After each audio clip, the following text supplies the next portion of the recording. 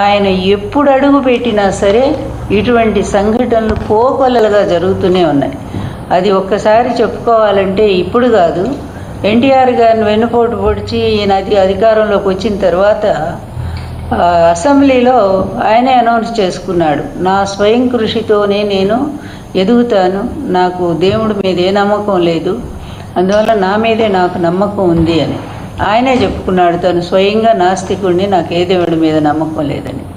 అట్లాంటి వాడు కనుకనే దేవుణ్ణి ఇన్ని రకాలుగా అతను భ్రష్టు పట్టిస్తా ఉన్నా అంటే ఈ హిందూ ధర్మవాదులు కూడా ఆలోచించాల్సినటువంటి అవసరం ఉంది. నేను హిందూ ధర్మమే అంటాను, మతం అనే ఆ వాడను నేను. ధర్మం అనేది సమకాలీనమైనటువంటిది, సార్వకాలీనమైనటువంటిది, అందరికీ వర్తించేటువంటిది. అందువల్లనే ఈ ధర్మాన్ని భ్రష్టు పట్టించడానికి ఈరోజు బీజేపీ కొంతమందిని ఉపయోగిస్తూ ఉంది. అది ఈ రాష్ట్రంలో ముఖ్యంగా ఆంధ్రప్రదేశ్లో జరుగుతున్నటువంటి అన్యాయాలు, అక్రమాలు, దేవుడి పేరుతో జరుగుతున్నటువంటి ఇవి చూస్తూ ఉంటే అసలు ప్రత్యక్షంగా ప్రకృతి ఎంత ప్రకోపం చేస్తూ ఉందో కనిపిస్తూనే ఉంది కదా మనకి. ఈ అడుగు పెట్టారు ఆ రోజు కూడా అంతే.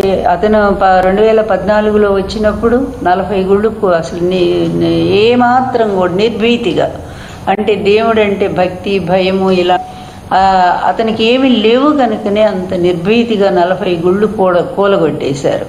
అయినా కూడా బీజేపీ అతను చాలా గొప్ప నాయకుడు అనుకుంటూ అతనితో స్నేహం చేస్తూ ఉన్నారు.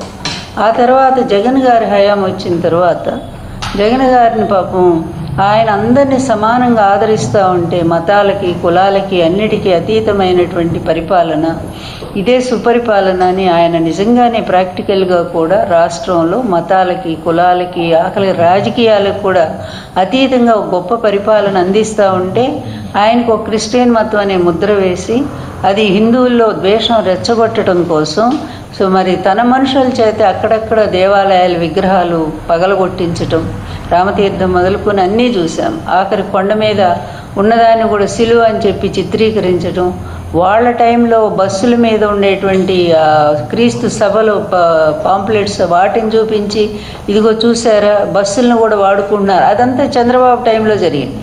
అవి కూడా ఇట్లా ఈ ప్రతిదీ కూడా జగన్మోహన్ రెడ్డి గారి మీద నెట్టేయటానికి ఇతను చేసిన ప్రయత్నం మామూలుగా లేదు.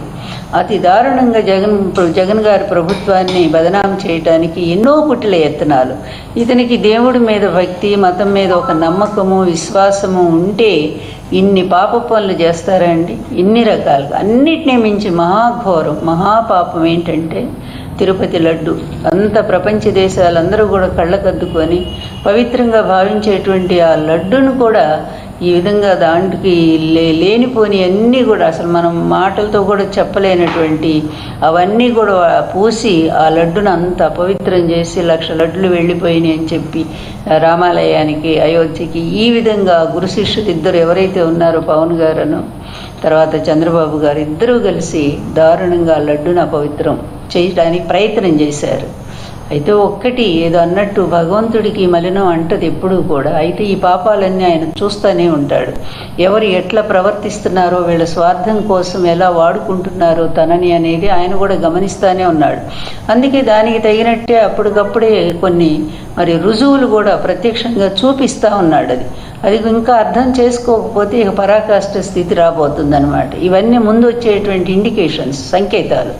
ఈ సంకేతాలను అర్థం చేసుకోకపోతే ఇక లాస్ట్ ఒక మరి ఇక ఫైనల్ అన్నమాట ఒకటి జరగబోతుంది. భయంకరమైనటువంటి విషయము ఈ గురువు శిష్యుడు ఇద్దరు కూడా అర్థం చేసుకోవాల్సిన అవసరం ఉంది.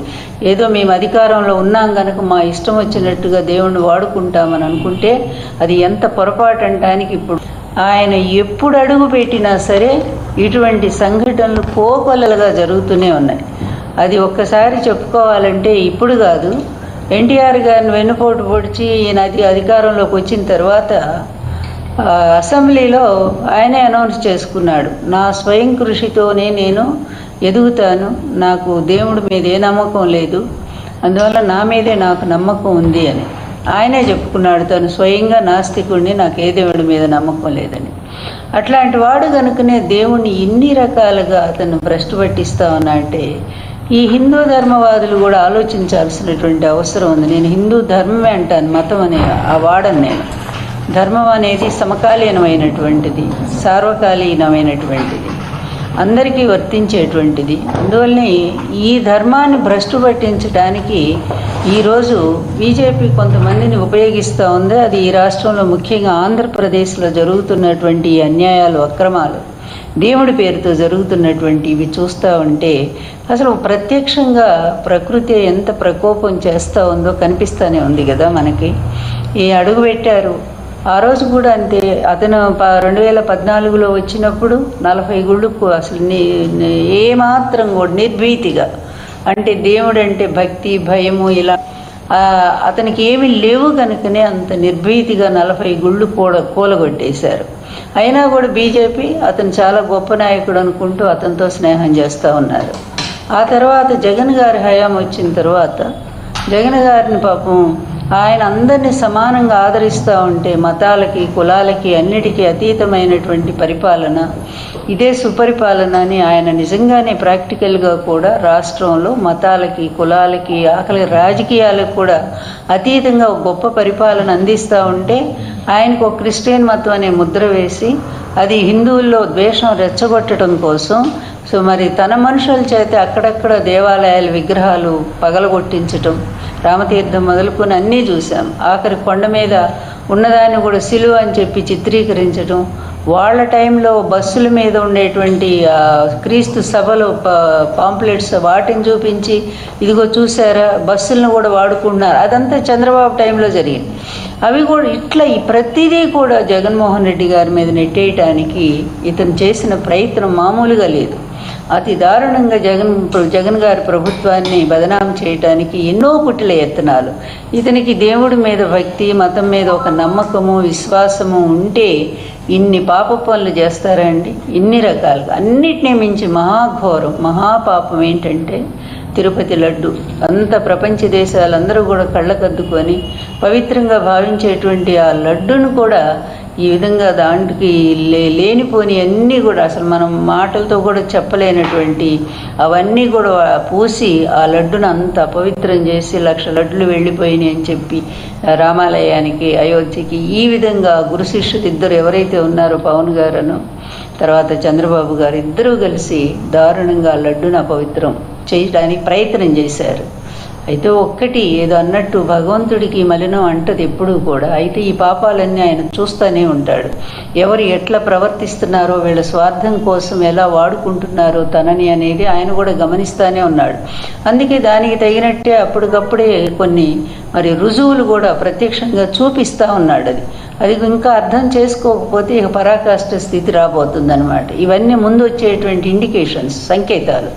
ఈ సంకేతాలను అర్థం చేసుకోకపోతే ఇక లాస్ట్ ఒక మరి ఇక ఫైనల్ అనమాట ఒకటి జరగబోతుంది. భయంకరమైనటువంటి విషయము ఈ గురువు శిష్యుడు ఇద్దరు కూడా అర్థం చేసుకోవాల్సిన అవసరం ఉంది.